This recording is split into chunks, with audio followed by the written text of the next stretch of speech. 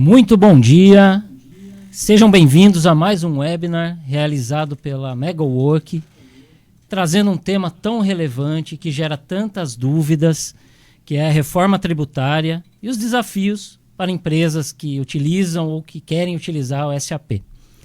Eu sou Haroldo Luvison, eu começo primeiro me desculpando pelo atraso, tá, pessoal? Tivemos um problema técnico, mas é normal no ao vivo, né?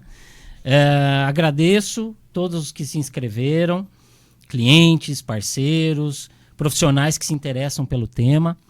O nosso objetivo hoje aqui é esclarecer um pouco mais o que muda com a reforma, como isso afeta a estratégia fiscal de cada empresa e o que pode ou deve ainda ser feito em 2025. Tá? Para isso, para falar um pouco sobre esses temas, temos convidados especiais aqui, nossos especialistas tributários em auditoria e compliance, sócios da PPIC Auditoria. Saulo Lacerda, bom dia. Bom dia. Obrigado, Haroldo. Obrigado a todos da MegaWork pelo convite para participar desse webinar sobre um tema tão relevante que é a reforma tributária. Obrigado, Saulo. Vinícius Montanari, bom dia. Bom dia a todos.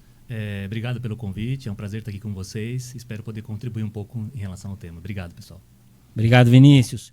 Puxando o tema mais para sistema de gestão, nós temos online o Solution Advisor da SAP, Franklin Bruno. Franklin, nos ouve? Bom dia, escuto sim. Um ótimo evento para a gente aqui hoje. Obrigado, Franklin. E temos o nosso head de pré-vendas da MegaWork, Leonardo Levi. Bom dia, Levi. Bom dia, obrigado aqui. É uma honra estar aqui com vocês. Obrigado a todos que estão aí nos escutando, a nossa audiência. Sejam muito bem-vindos.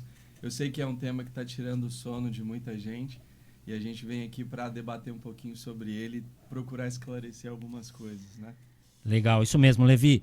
Antes de iniciar o nosso bate-papo, deixa eu dar um recado rápido. Nós abrimos o nosso chat do Teams para quem quiser mandar qualquer dúvida, qualquer questionamento. Nós vamos abrir um tempo ao final para responder essas dúvidas.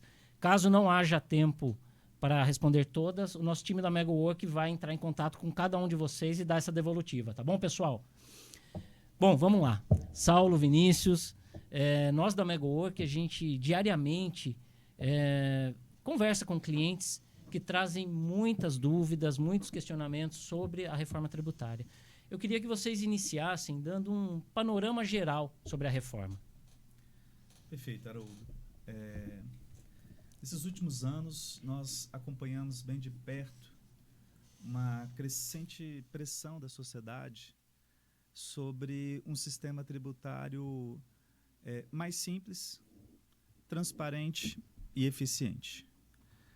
Então, a emenda constitucional 132, que foi promulgada em dezembro de 23, ela atendeu parcialmente essa demanda.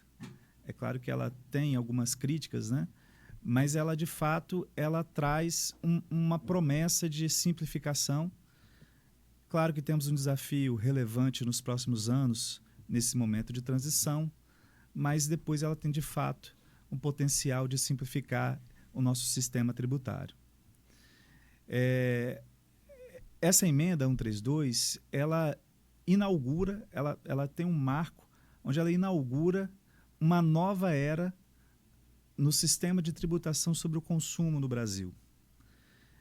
Então, ela traz alguns aspectos relevantes que nós vamos pincelar aqui rapidamente para a gente poder debater um pouco mais sobre estratégia, né?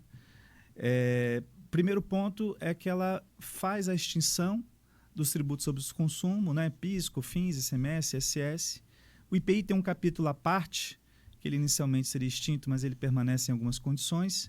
Mas esses impostos eles são substituídos por dois novos, quais sejam, né? O CBS, que é a Contribuição sobre Bens e Serviços, que é de competência federal, e o IBS, que é o Imposto sobre Bens e Serviços, de competência estadual.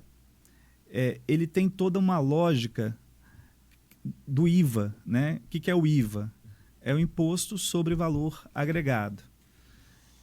Basicamente, nós trabalhamos numa base ampla e numa não cumulatividade plena.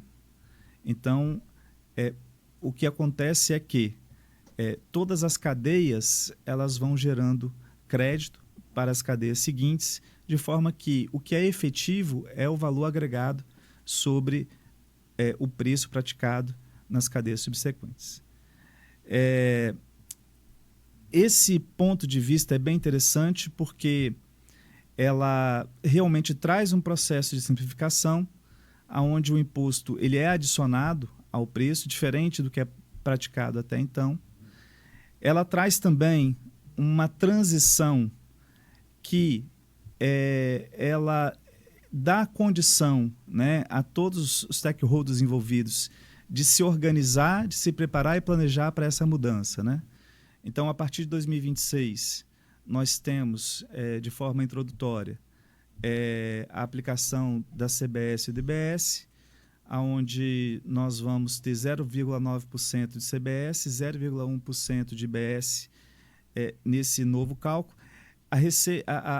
O governo ele coloca de uma forma que não há intenção arrecadatória com esses percentuais, mas é de fato de testar o novo sistema, né, fazer toda a calibragem, para aí sim, a partir do ano de 2027, nós teríamos a implantação full do CBS, ou seja, o PIS e o COFINS ele é extinto, passamos a ter o IS também, né, o imposto seletivo, que nós vamos abordar aqui. O IPI ele também começa esse processo de trazer alíquota zero para todos os produtos que não sejam ou que não estejam em operação hoje na Zona Franca de Manaus.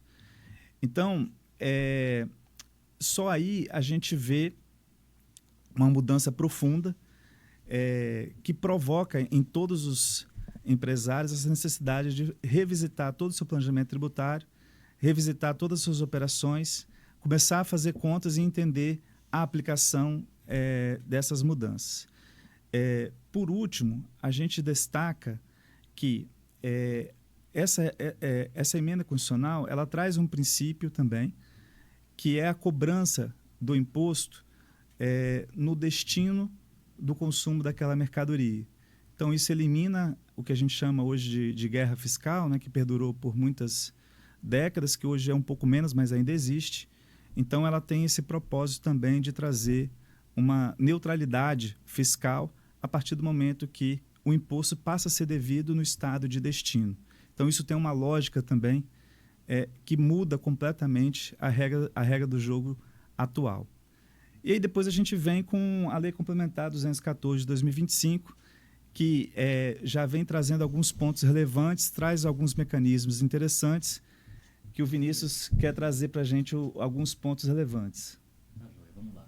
Como o Saulo falou, nós temos a emenda constitucional e a gente estava aguardando até então a lei complementar, né? A lei complementar é a 214, ela foi publicada este ano, ela tramitou pelo Congresso e ela é fruto do PLP 68.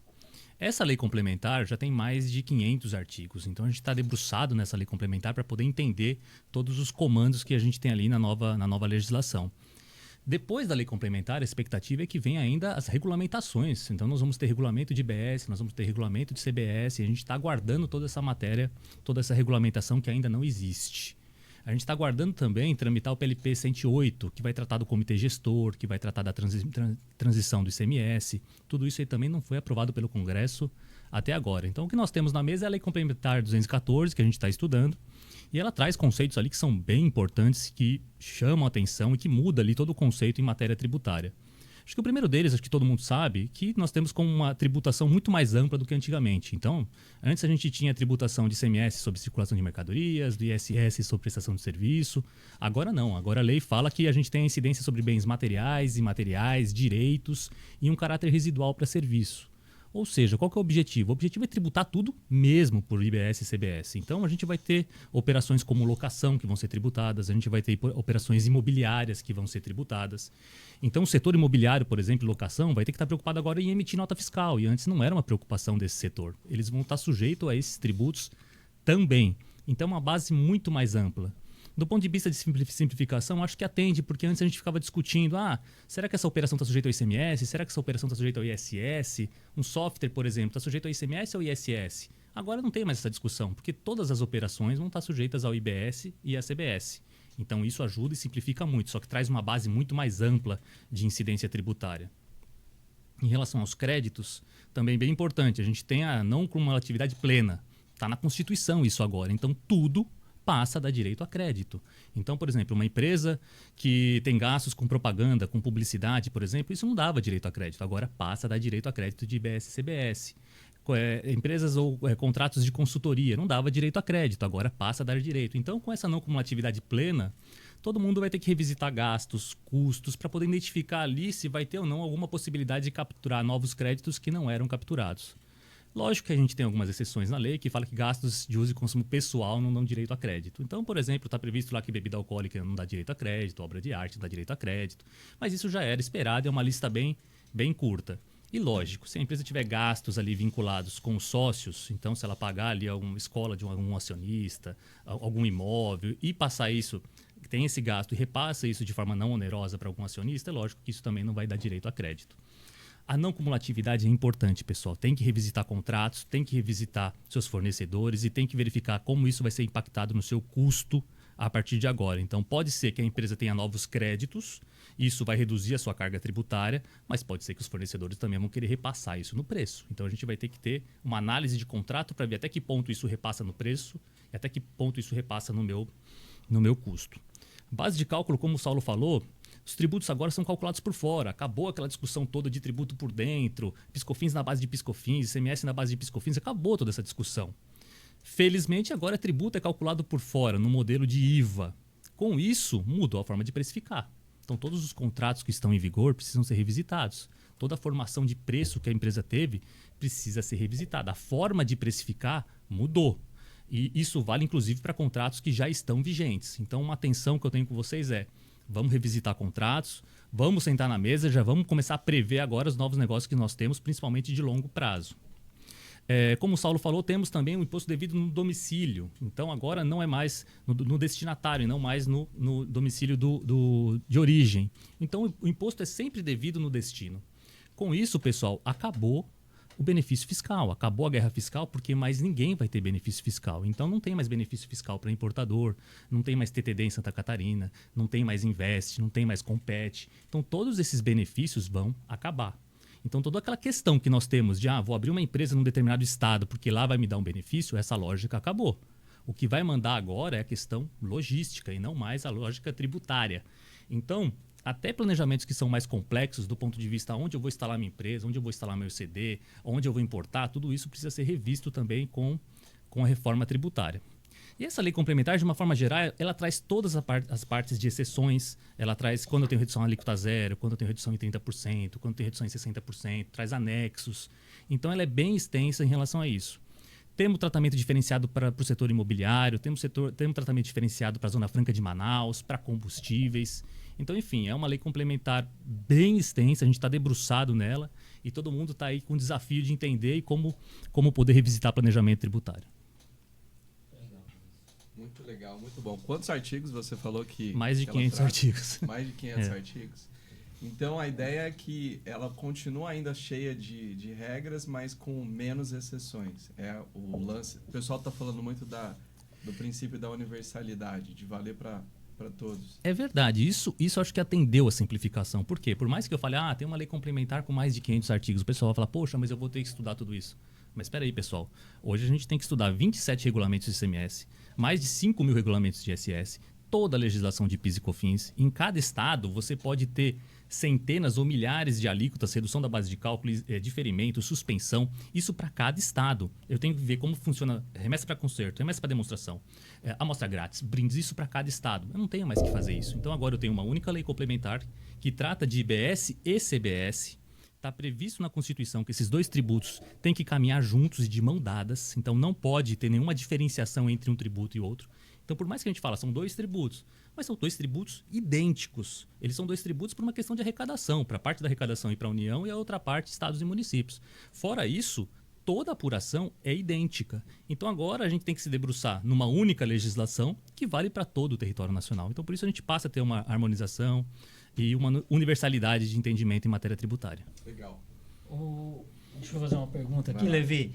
Levi, eu sei que ele trouxe uma lista aqui de perguntas, pessoal. Inclusive, para nossa audiência aí, se vocês tiverem perguntas, vão mandando aí que a nossa produção vai me passando aqui, tá? E as datas? Quais são as datas, os períodos de transição? Fala um pouquinho para a gente, por favor. A data, o Saulo já fez uma boa introdução. Nós temos alguns marcos aí em relação à linha do tempo. E a gente sempre ouve falar, poxa, a reforma tributária vai ser longa, vai demorar essa transição. Mas espera aí, pessoal. Está previsto que em 1º de janeiro de 26 já entra essas alíquotas de referência de 0,1 de IBS e 0,9 de CBS. E nós já estamos com 2025 em curso. Então tem que sair muita matéria, tem que sair muita regulamentação ainda em 2025 para o contribuinte se preparar para conseguir atender isso que vem em 2026. Depois em 27 é fim de PIS e COFINS. Então acabou PIS e COFINS e toda a discussão que a gente tem de não cumulatividade, do que dá direito a crédito, acabou em 27. Então está muito próximo. E já entra a CBS. A partir do momento que entrou CBS 27, pensa comigo que você vai ter que se adaptar para toda a metodologia, para todo o entendimento. E lembra que IBS é igual CBS. Então, se você se preparou para CBS em 27, você já vai estar se preparando para IBS que vem full em 29. Então, por mais que depois venha uma transição que vai até 2032, como o Saulo falou, a gente já tem que estar preparado em 27 para atender tudo isso. Então, eu penso que o prazo é curto. A gente está na expectativa de sair ainda posicionamentos da União, do Comitê Gestor, que nem foi criado oficialmente ainda, em relação a obrigações acessórias que vem por aí. Muito bom, muito bom. Então é uma jornada, né? A gente está falando de uma jornada que tem uma previsão de 2032. 2032 entra full IBS, morre ICMS e ISS. Basicamente, a partir de 27 e 28, o IBS vai ser 0,1, mais 29 será 10%, 30, 20%, 31, 30%, 32, 40%, e aí em 33 é extinto completamente o ICMS e o ISS e passa a vigorar plenamente o IBS.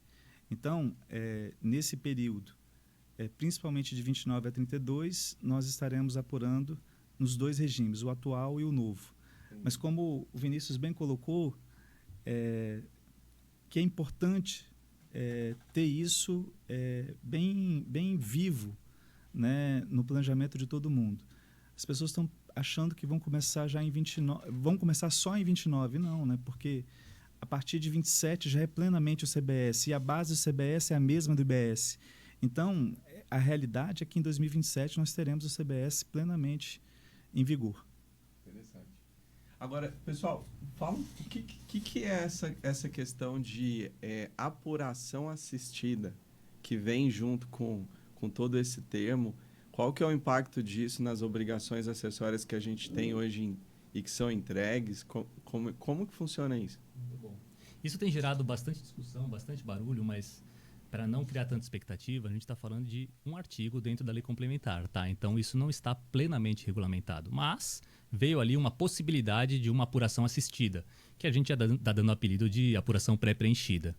Então, dentro de todo o mecanismo de apuração, dentro do entendimento de como vai funcionar tudo isso, a expectativa é que todos os créditos já vão ser computados numa conta de apuração fiscal virtual do contribuinte e todos os débitos também.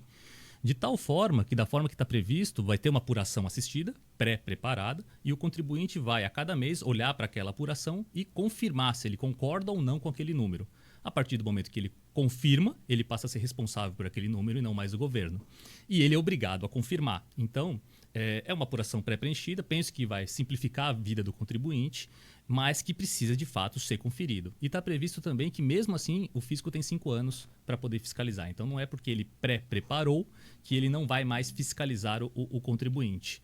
E com isso também a expectativa é que tenha uma redução de obrigações acessórias, né? Então já foi ali meio que divulgado que SPED não vai ser alterado no ano de 2026, então isso a gente já sabe, não vai ter um emaranhado SPED para IBS e CBS em 26, mas começa a não fazer mais sentido, né? Ter um emaranhado em SPED, sendo que eu tenho toda uma obrigação ou toda uma apuração que a gente vai ver depois, que é feita em tempo real.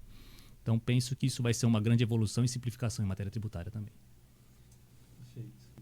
Interessante. Outro tema que a galera pergunta bastante, a gente vê bastante, é o tal do split payment, né?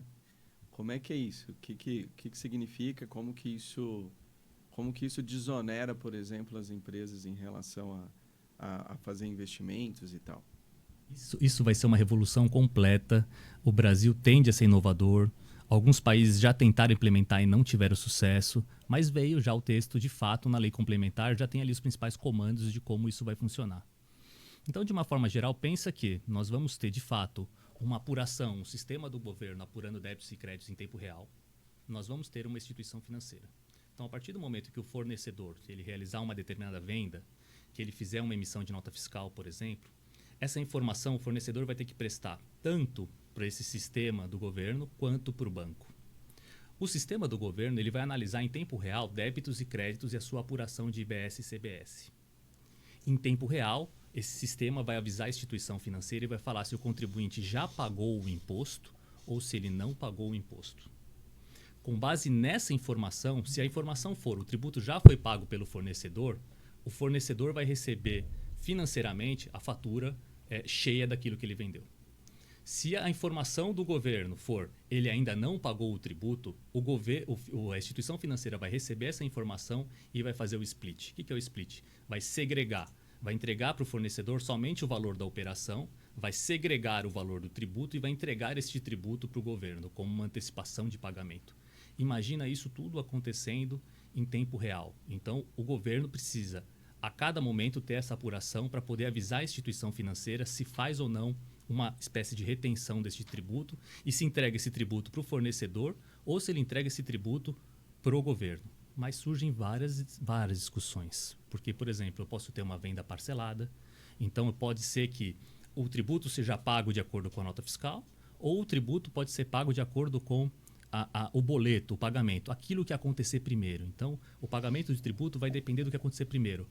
O vencimento do tributo pela nota ou a liquidação financeira da operação? Aí você vai falar, poxa, Vinícius, mas é óbvio que vai ser sempre pela nota fiscal.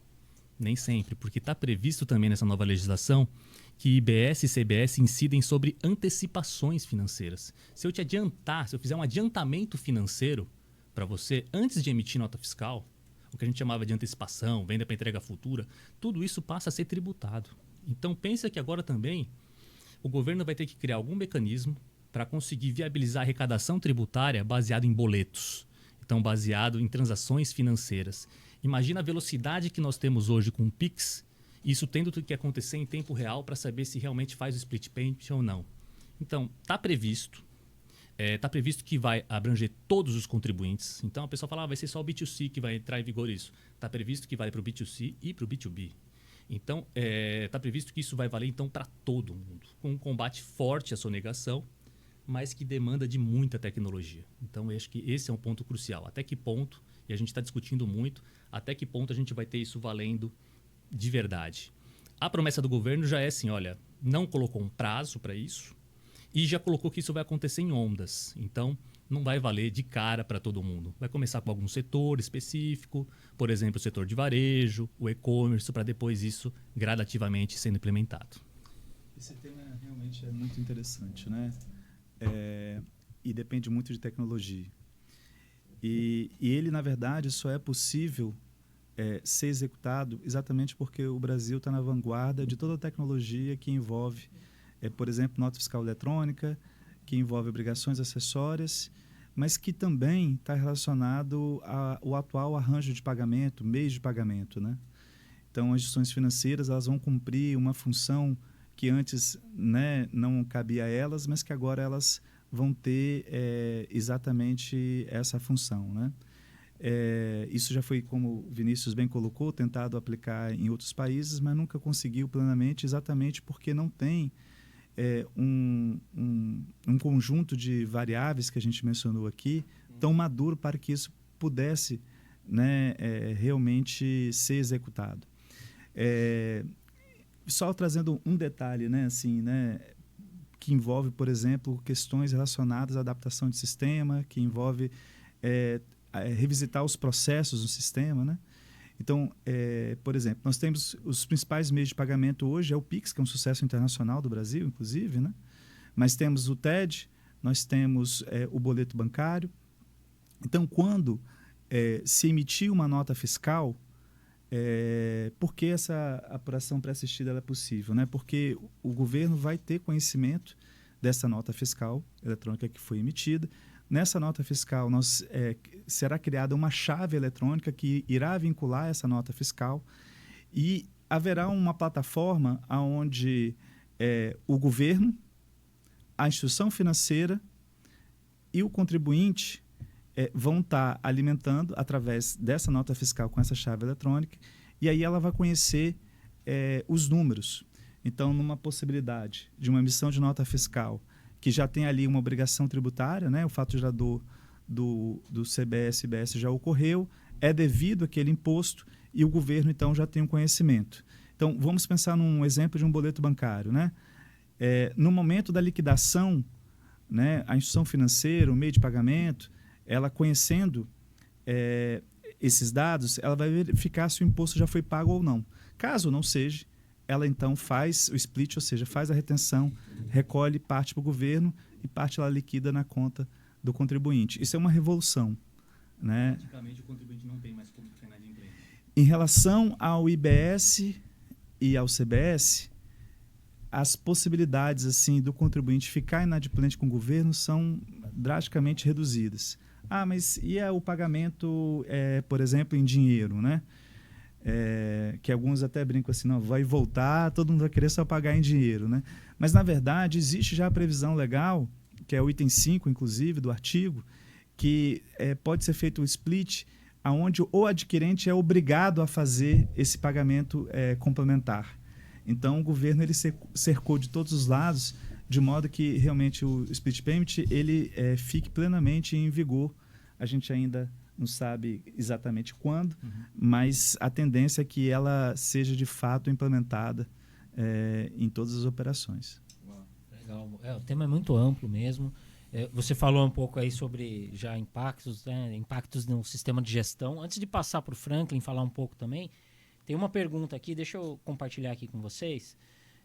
Nesta reforma tributária, está incluso algo sobre os regimes de apuração como lucro real, lucro presumido e simples? Na verdade, vamos só separar, né? Lucro real e presumido. Essa reforma tributária não trata do imposto de renda, tá? Então é uma reforma tributária sobre o consumo. Então não impacta o IRCS. O que impacta é porque empresas hoje que estão no lucro presumido, em geral, pagam PIS e COFINS cumulativo, com aquela alíquota de 3,65, sem direito a créditos. Este pessoal também vai estar sujeito a CBS full, ou seja, ele passa a ter aquela alíquota majorada e passa a ter direito a créditos. Isso muda completamente a rotina das empresas que são do lucro presumido, mas não porque isso vai mudar o IRSS. Um ponto importante é essas empresas agora precisam revisitar a decisão entre lucro real e presumido, porque antes o que pesava muito na conta não era só o imposto de renda, era PIS e COFINS. E PIS e COFINS, agora que é a CBS, passa a ser igual para todos, então não faz mais diferença. Talvez a opção agora de lucro real e presumido precisa ser revisitada. Em relação ao Simples tem duas possibilidades. Uma possibilidade ficar como é hoje, pagando uma única alíquota, lembrando que dentro dessa alíquota única tem ICMS, ISS, IPI lá dentro, isso sai, e dentro dessa alíquota única entra ali IBS e CBS. Então, mas continua pagando com uma alíquota única. Neste caso, a empresa do Simples, como sempre, não toma crédito na operação e não passa créditos para frente. Agora, esse contribuinte do Simples Nacional, ele pode optar por ser contribuinte regular de IBS e CBS. Então, ele vai pagar INSS, Imposto de Renda e Contribuição Social numa alíquota única e vai apurar IBS e CBS à parte, como todo e qualquer contribuinte. Em geral, vai valer a pena para esse cara que é do Simples, que está no meio da cadeia. Por quê? Ele trabalha com B2B, porque ele vai tomar crédito da etapa anterior e vai repassar crédito cheio para o próximo da cadeia. Então, é um exercício agora que as empresas do Simples vão ter que fazer para decidir se ficam no regime regular ou se ficam como está hoje. Tem que fazer conta, vai precisar de uma assessoria de um contador, senão pode fazer besteira aí na tomada de decisão. Legal, Vinícius. Franklin, você nos ouve aí, Franklin? Sim, os ouço claramente. Tudo bem? Tudo jóia. Ô Franklin, conta um pouquinho pra gente como é que a SAP tá se preparando aí para atender essas novas exigências. Olha, primeiro tema ainda bem daquele que optou por ter SAP, né? Porque quem vai estar com SAP certamente vai vai passar pelo processo de adoção da reforma tributária de uma forma muito mais tranquila, se você for comparar isso com outras empresas de software de gestão empresarial, né? SAP, ao contrário de outras empresas, ela vai conseguir conduzir esses novos impostos num único local, num único sistema, numa única base de dados, né? Eu já vi algumas empresas de outros softwares tendo que apelar para bases separadas, para cálculos de impostos e sistemas tributários separados. Eu fico pensando qual o trabalho que vai ter isso na hora de você ter que conciliar essas informações ao longo do tempo, né? Então, para quem tem SAP, a boa notícia é que a vida vai ser um pouco mais fácil. Óbvio que a adoção da reforma tributária, para quem tem SAP, não vai ser difícil, vai ser trabalhoso. Isso é importante ressaltar. Difícil não vai ser, mas vai ser trabalhoso. E para a gente simplificar esse tema, a gente dividiu basicamente em 3 pilares, que é o cálculo do imposto, as obrigações acessórias e os documentos fiscais.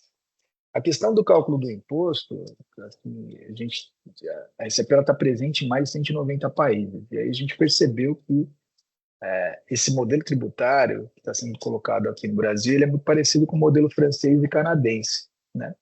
E aí o que a gente fez? Copiou lá os códigos, os sistemas, os programas que estão disponíveis nesse país e trouxemos aqui para o Brasil.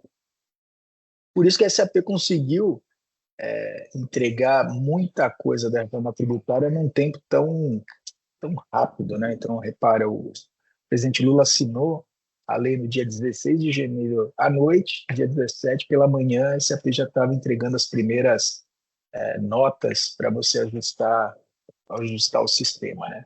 E como é que a gente vai fazer isso dentro do sistema ERP da SAP, né? Onde está a questão do cálculo de imposto? Basicamente, a gente vai, para quem entrando um pouquinho mais no tecniquez aqui, quando você entra na J1B Tax, você tem a Tax BRA ou a Tax BRJ, tanto faz. E ali dentro você tem a definição dos impostos, né? ICMS, IPI, substituição tributária de CMS, etc. Vale lembrar que a SAP calcula impostos desde que ela chegou no Brasil, né? Desde 93 ela está calculando os impostos.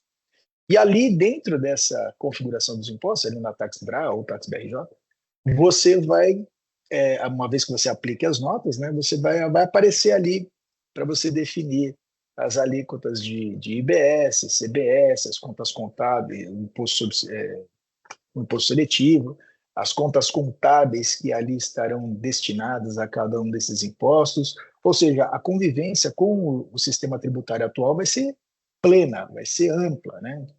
Então, sem grandes estruturas. Então, a gente vai entregar isso dentro do S/4HANA, que é o ERP atual da SAP, além do ECC, que é a versão antiga, nos EHPs 8, 7 e 6.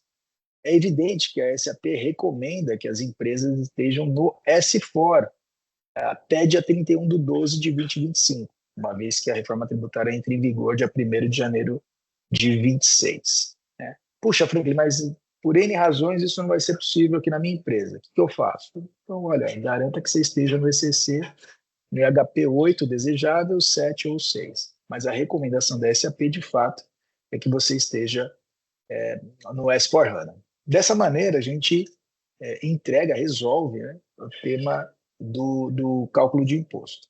Quando a gente vai para a questão das obrigações acessórias, a solução da SAP que sustenta a obrigação acessória é o DRC, Document Report and Compliance. DRC é a solução global da SAP, está presente na Inglaterra, França, Estados Unidos, Espanha, etc. E também aqui no Brasil é a solução que vai orquestrar as informações fiscais. É importante ressaltar, como já foi dito aqui, que não é previsto obrigações acessórias na reforma tributária, né? Muito por conta da apuração assistida, bem como a questão do split payment. Mas até 2032 você precisa entregar o teu SPED lá. Né? Então, a solução da SAP que sustenta isso é o DRC. Por fim, A questão de documentos fiscais, que é o terceiro pilar, é a questão da nota fiscal eletrônica, né? Então, a solução da SAP que sustenta a nota fiscal eletrônica é o DRC, que é o mesmo nome da parte do SPED, né? Então, é o DRC inbound e DRC outbound, ou seja, a nota fiscal eletrônica de entrada e nota fiscal eletrônica de saída. Essa é a solução da SAP que atende à reforma tributária. Lá você vai ter condição de tratar, já tem condição, né, de tratar esses impostos. Para quem já opera com a solução, já pode observar que a, os campos, né, os impostos já estão ali destinados. Então, dessa maneira, quem tem SAP vai conseguir trabalhar de uma forma ampla. Né? O que a SAP recomenda? Muita gente me pergunta isso, o que a SAP recomenda para eu fazer nesse momento? Né? Então, a primeira, de fato, é que você tenha os seus sistemas de gestão atualizados. Então, como eu disse, o RP, preferencialmente no S/4HANA, né, com a nota fiscal eletrônica, etc. Então, acho que esse é o primeiro ponto importante. Segundo ponto super importante que as empresas precisam ter em mente é que a reforma tributária ela não é um tema de TI, não é uma agenda de tecnologia, é uma agenda da empresa. Né? Então, é importante que as empresas elas formem, né? Essa é a segunda recomendação, que as empresas formem os seus comitês internos, né? Onde tenha CFO, pessoal de TI, impostos, compras, vendas, logística, RH. É importante você trazer esse comitê para que a empresa entenda qual é o impacto dessa mudança do negócio. Tá? Então, como foi dito aqui, os temas de formação de preço, a forma de você absorção de custo, isso vai mudar nas empresas. Se você simplesmente aplicar uma nota de correção do sistema e mudar uma alíquota, você vai estar legalmente atendendo a necessidade, mas você corre o risco de sumir do mercado, porque você vai estar operando com margens diferentes. Né? Então, é super importante as empresas terem isso em mente. A terceira recomendação é que as empresas se apoiem em empresas, em consultorias que conheçam o assunto. Então, aqui, a MegaWork está fazendo um trabalho brilhante, né, de entender e colocar em prática está sendo tratado pela reforma tributária, assim como diversos escritórios de advocacia, que mostram como que você deve tratar esses aspectos tributários. Então, assim, às vezes eu sou muito bom em fabricar alguma coisa, eu sou muito bom em vender alguma coisa, mas eu não sou tão bom na questão tributária, não é do meu dia a dia. Então, puxa, melhor você, de fato, se apoiar em empresas especialistas neste assunto. Né? Então, acho que são essas recomendações que a SAP vem oferecendo ao mercado para que você tenha uma transação suave. Eu me lembro muito, sabe, pessoal? Eu não sei aqui de vocês quem teve a oportunidade, perdão, de passar pela transição da nota fiscal eletrônica e adoção do SPED, né? Todo mundo achava que o mundo ia acabar, que não ia dar certo, etc. E muito pelo contrário, né? A gente provou aqui que realmente é algo que funciona, é algo que assusta no começo, mas a verdade é que essa jornada é uma jornada vitoriosa, tanto para o empresário quanto para o contribuinte. Eu acho que e também para o governo. Eu acho que todo mundo tende a ganhar nesse aspecto. Mas, enfim, qual caminho seguir agora? Quais os próximos passos? Bom, acho que o primeiro grande passo, como o Franklin disse, como o pessoal aqui comentou, é buscar o envolvimento de toda a empresa, montar um comitê, porque isso não é uma questão somente de tecnologia da informação, apesar de usar bastante tecnologia, como a gente comentou aqui também. E, em cima disso, também buscar assessoria para esse ponto. Do ponto de vista SAP, a gente tem, acho que hoje, nesse momento, se eu for falar uma foto agora, o mais importante é você averiguar a sua versão de SAP, verificar em que release a sua aplicação SAP se encontra e garantir que essa release esteja dentro de um suporte que a SAP chama de Mainstream Support, que garanta que você vá receber as notas técnicas adequadas ao longo dessa jornada para ir adaptando e fazendo as correções. o Franklin bem disse sobre o Business Suite lá da SAP RP, que é o SAP SCC, os EHPs até o EHP 5, você tem uma data de vencimento agora, então 2025. Ou seja, uma das preocupações é essa. Se você estiver numa dessas releases, é se preocupar em fazer um upgrade para as versões mais recentes, 6, 7, 8 de SCC.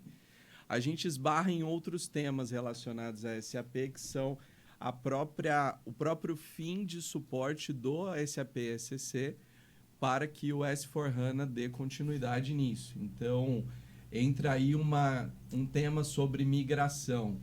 E aí eu sugiro que dentro desse comitê que a empresa vai formar, você também já considere, talvez, os investimentos não só para que você se adeque à reforma, mas que pegue carona nisso para também fazer aí uma parte de migração para o S/4HANA e as versões mais atualizadas que continuam dentro de um programa de suporte da SAP. A gente também tem a S/4HANA nas suas versões 1709, 1809, 1909, que já tinham se encerrado lá em 2023, mas aqueles que adquiriram extensão, essa versão também deixa de ter manutenção em 2025. Portanto, é importante que, assim como os clientes que estão ainda numa suíte mais antiga, também se preocupem em se manter atualizados em relação aos suportes para que você receba essas notas técnicas, né? A gente tem hoje recebido os pedidos dos nossos clientes e avaliado essa questão das notas, a compatibilidade do sistema do cliente em relação ao que as notas pedem de requisitos e construído esse plano junto com o cliente com relação à migração. Aliás, somos, modéstia à parte, muito bons nisso, em fazer essa construção tanto do plano de negócio quanto a execução dele para vocês e propriamente a migração para o que a SAP tem ofertado de mais moderno. Isso, Haroldo, eu estou falando do ERP, que é o personagem principal da história.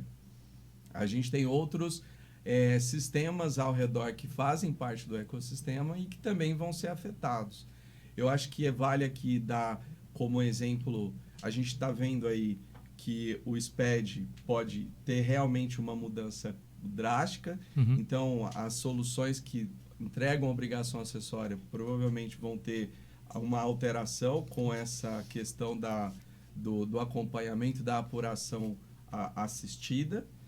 Mas o grande personagem principal aqui vai ser a mensageria de nota fiscal eletrônica e o documento de nota fiscal eletrônica propriamente dito, como personagem principal para que tudo isso aqui dê resultado e faça como a gente está vendo que está caminhando para acontecer. Uhum. Nessa perspectiva, a SAP tem um produto que é o GRC NFE, que também deixa de ter a sua manutenção esse ano, e como o Ben Franklin da SAP disse, o DRC Outbound, ou seja, uma solução da família dos produtos DRC da SAP, vai assumir esse papel, já está operando nesse papel, tanto no sentido de emissão de nota fiscal, quanto no sentido de entrada dessas notas fiscais.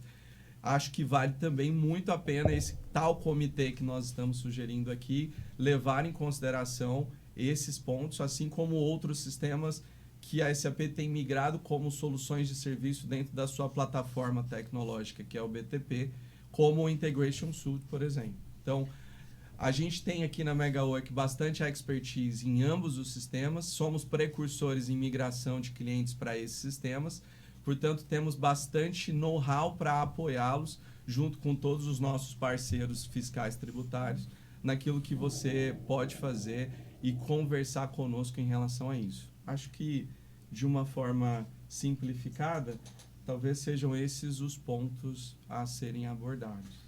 Nós temos uma pergunta aqui, considerando esse cenário de ajustes, então é melhor quem está na versão ECC já migrar para S/4, visando adequação às novas normas? Como eu disse, é interessante você avaliar enquanto teu comitê. Com certeza, se a gente não tivesse o tema da reforma tributária, eu já recomendaria que você fosse para uma nova versão, por N motivos, dentre eles as outras particularidades que a localização brasileira traz com nota fiscal eletrônica e mesmo que fosse a persistência do modelo atual. Então, com a reforma tributária, com toda certeza, esse tema toma uma urgência e uma celeridade ainda maior. Mas vale dizer, como a gente fala para os nossos clientes e somos sempre muito transparentes, que uma coisa não anula a outra, tá? Você vai ter que considerar dentro do teu comitê, na tua empresa, os dois assuntos em andamento em paralelo. Como a gente comentou aqui, a gente está falando de uma jornada que começa oficialmente no ano que vem e a preparação já começou esse ano, mas que existe uma expectativa de que isso tome forma completamente em 2032, mas é uma estimativa. A gente ainda pode ter outros desdobramentos disso ao longo do tempo. Portanto, são temas que vão andar em paralelo e que uma coisa talvez esbarre na outra, mas que são temas separados e que necessitam da devida atenção. Legal, Levi. Olha só, a gente está recebendo vários questionamentos já aqui. Temos um aqui, ó. O valor do CBS e IBS no período de 26 deve ser contabilizado? Sim, deve ser contabilizado, lógico, mas na verdade, da mesma forma que já contabiliza hoje IPI, da mesma forma que já contabiliza hoje ICMS-ST, ele é um tributo calculado por fora. Passa a ser mais relevante, lógico, agora a receita líquida, uma vez que esse tributo calculado por fora, eu, como contribuinte, faço um mero repasse, né, de arrecadação. Então, eu cobro isso e passo para o cofre público. Então, não muda muito para quem já está habituado com o IPI e com o ICMS-ST. Que é um outro tema que a gente não mencionou, mas a ST ela será extinta, né? Apesar de ter um gatilho que ela pode ser realmente incluída novamente, mas a tendência é que ela não figure mais nesse campo das apurações. Legal. Olha só, pessoal, como a gente começou atrasado, a gente acabou estourando o tempo que estava marcado, né, para o webinar. Então, o que nós vamos fazer? Não vou passar todas as perguntas aqui, são várias perguntas que nós temos. A gente vai mandar depois para a nossa audiência aí, as respostas individualmente, mas eu gostaria de considerações finais de vocês, Saulo, Vinícius, recomendações finais, o que mais vocês podem acrescentar aí antes da gente finalizar? Tá bom, tá joia. Acho que o recado importante que foi dado por todos é a necessidade, de fato, de criar esse comitê, né? Acho que esse comitê ele é mandatório dentro da empresa e, na verdade, ele é para ontem. Por quê? A gente está falando que entra em vigor em 2026 essa alíquota de referência, que depois vai ser implementada em 27, mas, na verdade, isso já está impactando tomada de decisão agora. Então, o empresário, quando está na mesa, a possibilidade de fazer algum investimento, eu vou ampliar uma fábrica, eu vou ampliar a fábrica onde essa fábrica? Faz sentido ficar onde está hoje? Eu vou abrir um CD, eu vou abrir um CD aonde? Eu vou comprar máquinas e equipamentos. Qual vai ser o impacto dessa máquina e equipamento que vai chegar daqui 1, 2, 3 anos? Então, toda tomada de decisão de investimentos já está sendo impactada agora pela reforma tributária. Eu estou fechando um contrato de longo prazo com o cliente. Já tem cláusula lá prevendo a reforma tributária ou repasse no preço? Eu estou fechando com um grande fornecedor. Como é que está tratada a questão de tributos nesses contratos que eu tenho com fornecedores? Então, toda a tomada de decisão de agora já está sendo impactada pela reforma. Então, se esse comitê não for criado de urgente, talvez não vai conseguir capturar, a empresa não vai conseguir capturar todos esses impactos e vai conseguir enxergar só lá na frente quando chegar a nota fiscal. Então, a nota fiscal é a consequência, né? A parte acessória de quando entrou a reforma tributária em vigor, mas tem toda uma tomada de decisão que já está acontecendo hoje. Então, o recado, e eu concordo com todos aqui, é no sentido de criar esse comitê, colocar um pessoal, o CFO, o CEO fazer parte disso, mas ter ali um pessoal do comercial, pessoal de compras, de custos, de controladoria, ter um pessoal multidisciplinar. Esse pessoal precisa entender essa lei complementar, precisa ser treinado para isso, para aí sim criar um projeto de longo prazo, com reuniões periódicas, para poder acompanhar tudo isso e ter uma implementação adequada. Acho que esse é o grande recado. Perfeito. Nessa mesma linha, né, as minhas palavras são semelhantes. A reforma tributária sobre o consumo, ela traz uma mudança estrutural muito profunda, né, de como a tributação ela ocorre hoje sobre o consumo. Então, o caminho, né, o endereço é exatamente esse mesmo, né? A empresa ela precisa se estruturar, se organizar em comitês, revisitar os seus planejamentos, revisitar os seus processos. Haverá necessidades de adaptação do seu sistema. Ela precisa recorrer, né, ao seu ERP e seus assessores para poder, em conjunto, fazer todo o planejamento de adaptação, que ela já é para ontem, né? 2026 está logo ali, e as mudanças, como a gente disse, são estruturais. Então, é urgente e necessário que se faça todo esse planejamento. A reforma ela tem essa promessa de simplificação, mas enquanto houver a transição, o trabalho vai ser dobrado. Como diz o Franklin, né, vai ser trabalhoso, e vai ser mesmo. Por isso, da necessidade de unir essa expertise, né, de todas as áreas para fazer todo o planejamento da melhor forma possível. Maravilha, Saulo. Franklin, gostaria da sua consideração final, seu recado aos nossos clientes, por favor. Bem aumento para a equipe de fiscal e tributos, porque certamente vai haver uma canibalização entre as empresas buscando profissionais desse setor. Nós estamos em abril, ainda dá tempo de você trabalhar em cima da reforma tributária e de você migrar os seus sistemas, tá? Não é algo que você vai falar, puxa, já passou o prazo, já era. Não, dá tempo, ainda dá tempo, tá? E terceiro, que eu vejo aqui, quando a gente está falando do comitê aqui, pessoal, é assim, não precisa ser ciência de foguete, não, tá? Pode ser um grupo no Teams, um grupo no WhatsApp, mas é importante você dar o primeiro passo, sai da inércia, tá? Acho que são essas três considerações aqui que eu gostaria de colocar para vocês. Levi, você quer fazer uma consideração final aqui para os nossos clientes? Bom, eu acho que vale deixar aqui para todos, inclusive aqueles que eventualmente ainda nem tenham SAP dentro das suas empresas, que o mais importante de tudo isso quando a gente olha é que você tenha uma única fonte da verdade e que você tenha essa fonte da verdade contabilizando todos os pontos e controlando todos os pontos e que isso faça parte da cadeia de ponta a ponta por N motivos, pelos documentos fiscais que a gente comentou, pelo controle dos créditos no split payment que a gente eventualmente vai ver acontecer, e toda a parte, obviamente, dessa apuração assistida e a sua confirmação enquanto contribuinte e empresa de que aquilo que foi ali feito, apurado, de fato condiz com a realidade. Quando a gente vê que esses pontos aí são importantes para ter uma base única, ter SAP faz com que você tenha essa base única, e especialmente S/4HANA nos modelos, como ele trata a parte da contabilidade universal e todos os sistemas que a SAP tem colocado no seu ecossistema para a parte do documento fiscal, te dá essa garantia e esse controle de que você tem uma única fonte da verdade e é o seu cão de guarda, muito mais importante do que nunca, para te assegurar não só legitimidade e compliance, mas também oportunidade de benefícios que eu percebi aqui que vão ser mais frequentes, né, do ponto de vista fiscal. Acho que é essa a mensagem aí. É isso.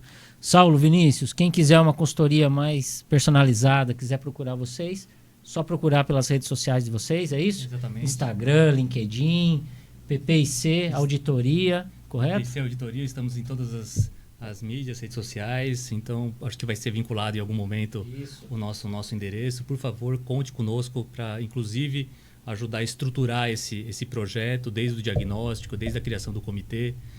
A gente pode ajudar a sua empresa, então, em todo esse processo, essa jornada. Tá? Perfeito. E quem ainda não conhece e não experimentou trabalhar com a MegaWork, nós temos aí um QR Code na tela. Convido a todos a conhecer o nosso site, conhecer as nossas redes sociais. A gente sempre postando conteúdo de muita relevância e importante conhecer os nossos cases também. Tá bom, pessoal? Franklin, muito obrigado pela participação. Foi muito relevante tudo que você trouxe, agregou bastante aí para o nosso webinar, viu? Pô, muito obrigado pelo convite, conta comigo. Valeu. Obrigado. Pessoal, obrigado mais uma vez. Estamos à disposição aí de todos para estender o tema, tá bom?